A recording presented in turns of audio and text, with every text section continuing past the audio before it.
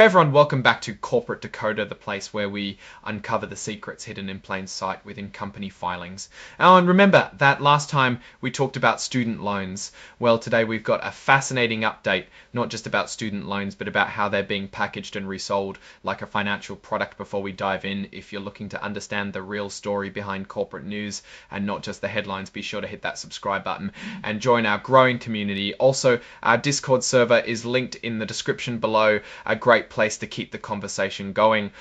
Today we're decoding a report from SLM Student Loan Trust, 2003-7. Yes, you heard that right.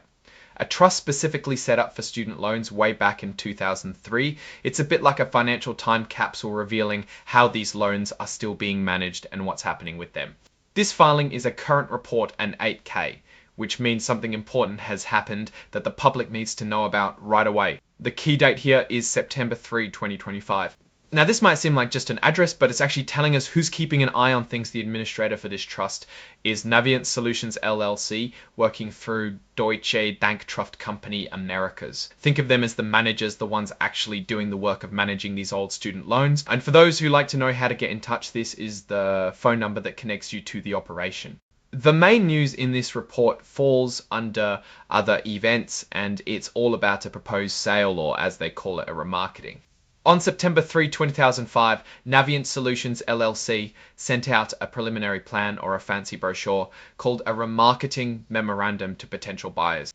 What are they remarketing? These are what they call Class A5B reset rate notes. Now that sounds complicated, but it's basically a way of dividing up the debt owed from these old student loans into different slices or classes, and these particular slices are the A5B ones, and their interest rates can change or reset. Think of it like selling off parts of a big pool of loans to different investors. The really interesting part is that this memorandum included tables that describe the actual student loan pool. These notes are backed by as of July 31, 2025. This is where we get a peek at the health of the underlying loans. And thankfully, they've attached these tables as an exhibit to this report.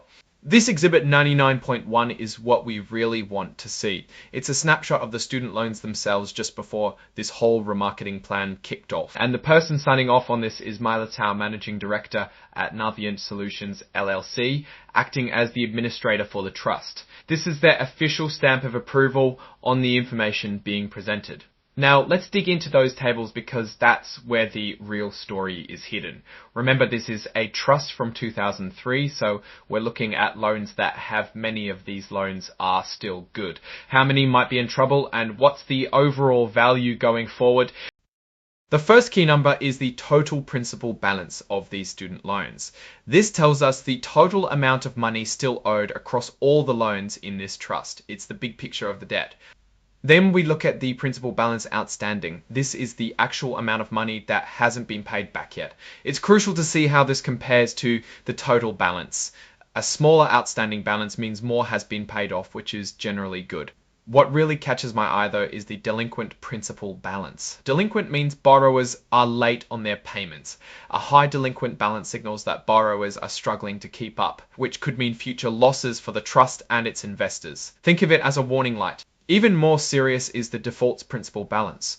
When a loan is in default, it means the borrower has stopped paying altogether, and the chance of getting that money back is very slim. A high number here directly impacts the value of the notes being remarketed. If the underlying loans are defaulting, the notes will be worth less. Another interesting piece is the weighted average remaining term. This tells us on average how much longer these loans are expected to be around before they're fully paid off or written off. A shorter term might mean quicker returns, but also less time to recover from any lingering issues. And of course, the weighted average interest rate is important. This tells us the average annual percentage charged on these loans. A higher rate generally means more income for the trust, but could also make the loans harder for borrowers to repay. Let's consider what these numbers mean in the context of a remarketing. Navient is essentially trying to sell these debt slices to new investors. They want to present the portfolio in the best possible light, but they also have to be truthful about the current state of the student loans. So if this report shows a significant amount of delinquent or defaulted loans, it will make these notes less attractive to buyers. Or it might force Navient to sell them at a discount, meaning they get less money than they hoped. It's like trying to sell a slightly damaged car. You can still sell it, but you won't get top dollar if the damage is obvious. In this case, the damage is the student loans that are already late or have gone bad. The fact that this is a trust from 2003 means these loans are quite old. Many borrowers might have been out of school for a long time. They might have repaid their loans, or they might be facing financial hardship that has developed over the years. So the pool could be bifurcated, meaning you have a lot of fully paid loans and then a lot of loans that are in serious trouble with fewer in the middle. From a Warren Buffett perspective, we'd be looking at the quality of the underlying assets.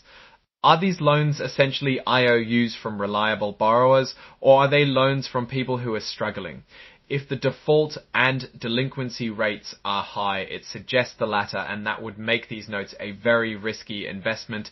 The purpose of a remarketing is often to refinance or restructuring the debt. Maybe they're trying to get a better interest rate to lower the cost of servicing the debt, or maybe they're trying to sell off loans that are becoming too problematic. Looking at the tables for SLM Student Loan Trust 2003-7 is like peering into the long tail of the student loan crisis. These are older batches of loans, and their performance over such a long period can tell us a lot about the long-term viability of student loan securitization. So to sum it up, SLM Student Loan Trust 2003-7 is preparing to resell portions of its student loan portfolio to new investors. This involves providing a snapshot of the loan's health with a focus on how much is being paid back, how much is late, and how much has defaulted. The success of this remarketing will heavily depend on the quality of these student loans and the economic conditions faced by the borrowers. Now, looking at the overall picture of this filing and what it implies, it seems like the administrators are proactive in managing this older trust. They are actively trying to position these debt instruments in the market. However, the core strength or weakness of this entire operation lies in the performance of the underlying student loans. If there's a significant increase in defaults or delinquencies, it poses a substantial risk not only to the investors of these notes, but also potentially to the reputation and future operations of the administrator, Navient Solutions LLC. An opportunity here could be if they manage to remit these notes at a favourable rate, allowing them to streamline their operations. A notable risk, however, is the potential for these older loans to have a higher rate of default than initially anticipated, leading to significant losses. Anything notable is that this is a very old trust, and its continued management and remarketing highlight the persistence of student loan debt and its financial life cycle. Alright, that's our breakdown of the SLM Student Loan Trust 2003-7 filing. What's your take on these numbers and what they signal for the company's future? Do you think selling off older student loan pools is a smart move? Drop your thoughts in the comments below and let us know what other corporate filings you'd like us to decode. If this analysis was valuable, hitting that like button really helps us out, and subscribe for more deep dives into the world of corporate finance. Don't forget to check out the Discord server, linked in the description. It's a fantastic place to connect and continue the conversation. Thanks for watching. See you next time.